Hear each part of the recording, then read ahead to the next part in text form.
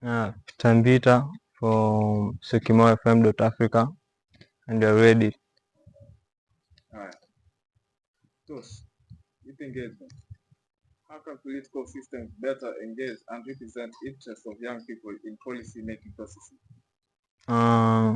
For me, I don't think like the politicians like really involve the youth in policy making or coming up with the decisions that like affect the youth. So for me, I think like they should give us more opportunities to speak about like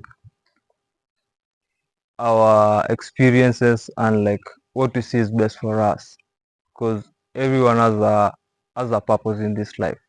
Nobody was born without a purpose. So they should give us an opportunity to like showcase our talents and what we have to showcase for them. Creativity and innovation. What role does creativity play in addressing the challenges faced by youth today? And how can it be fostered through education and community programs?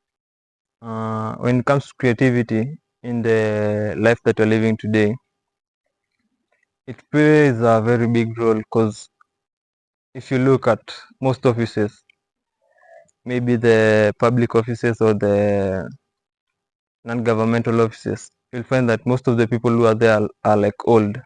They don't understand the new technology. So the creativity comes whereby like the youngsters know more about the internet and about like everything that concerns like the media. So they have more exposure more than the old people. So creativity plays a very big role in helping the youths in keeping them in touch with the reality of what is happening outside the country and globally. So it really plays a very big role. Social media influence. How is social media shaping youth political activism and creative expression? And what are the positive and negative effects? Social media, it has the goods and the bads. If you look at it, if you want anything good or evil, you'll find it in the social media. Because let's use a good example like Google. When you just go to Google or Siri, if you search for anything in less than some few seconds, you'll find it. So anything good or bad is still in the social media. So I'll say you just have to balance. I know like what am I here to do? How is it shaping youth political activity? That is what you mean. It's really shaping it up, because before you could not find more activists in the streets like protesting and showing like people like these are our rights. You're supposed to fight for our rights. But now we have them now in the streets, because they know we have a lot of people in the background. Not everybody is so courageous to go in the streets and fight for our rights like the Gen Zs did it. Not everybody was in the streets, but we had people behind the scenes who are working day and night, just informing the people in the streets like this is what is going on. So take this action. So I'd say social media, it's a nice platform for us to showcase like what we know about politics and like how it influences like our day-to-day life. Because as you saw, the Gen Zs stood up for their rights, because they saw like, hey, our parents have been paying these bills since when, and then they also want to give up the same burden that our parents were paying. So also our kids will also come to pay it. So for us, social media plays a very big part. Political activism. How can young people be encouraged to become more politically active, and what impact does their involvement have on political and social change? So what I'll say, first of all, if you are a youth and you're not like active in politics, then you're missing a lot. Because in one way or another, politics will affect you, whether you like it or not. Politics will affect you, because most youth don't have jobs, and as you look at our economy now, things are not going well. It's hard. Even the rich now are crying. This is the time that people have noticed, like, also the rich cry, because nobody is left out. Nobody is left out. So as youths, we should be more involved in politics rather than like the dilly dallying is over now. There's no playing more anymore. We have to be focused and have like a dream or a vision of a place that we want to be. Yeah. Education and skills. How can educational institutions better prepare young people for self-employment and creative careers? And what skills are most important for this part? Mm-hmm. Educational skills. How can educational institutions better prepare young people for self-employment and creative careers? What skills are most important for this part? So education should play a very big role for us, because as you can see now, the CBD is really focusing on talents of the young people. They're not focusing on like you have to pass your exams, you have to be number one. No, no, no, no. That's something that is logon. It's a, it's like a long a long time, let's say, theory that doesn't have facts to it. So for now we should focus on talents of the students and the pupils, and also the youngs. The youngins have a lot of potential, and the ones who are they are the ones who are the future tomorrow. So you should focus on their talents rather than like focusing more on equipping them with more education and more education. Because if you give somebody more and more and more and more education, you make him dumb, because he doesn't know like the practical thing on the ground.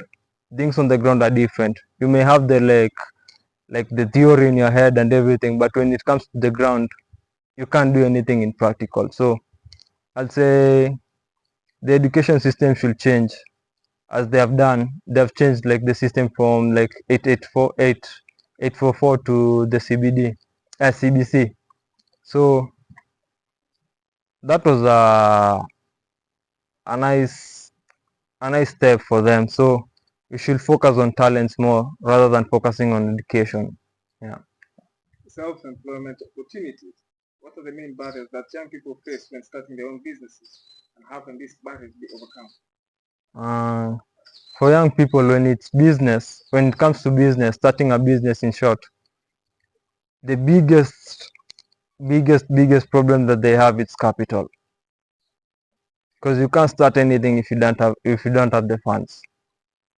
You have to have everything in supply so that you may be able to start a business and run it for a long time period, not just a short term goal or short term vision. So first of all, you have to have the funds, and also like if you look at our youths nowadays, not everybody is willing to support them in what they want to do or what they want to venture into. Most youths don't want to be employed, because they have noticed when once you're employed to somebody, you won't have enough time to work on yourself and develop yourself. You'll have the experience, but you won't have the time to work on like the generations that are after you. So what I'll say mostly is having the capital first of all, and also having the support from the right sources, people who will mentor you into what you want to do. You mentioned capital. Economic challenge. What economic factors most significantly impact the ability of young people to start and sustain their own businesses or creative projects? Hmm. Economically, what I'll say really distracts young people from the focus or the vision they had with their own dreams or the goals they want to achieve in life. I'll say economically, it starts with how things are being run. if there's a lot of corruption, nobody will be able to sustain anything or be able to start anything or manage anything. So mostly it's corruption and also not following like the constitution that we put into place. We have really good constitution policies, but applying them, that's where the problem comes.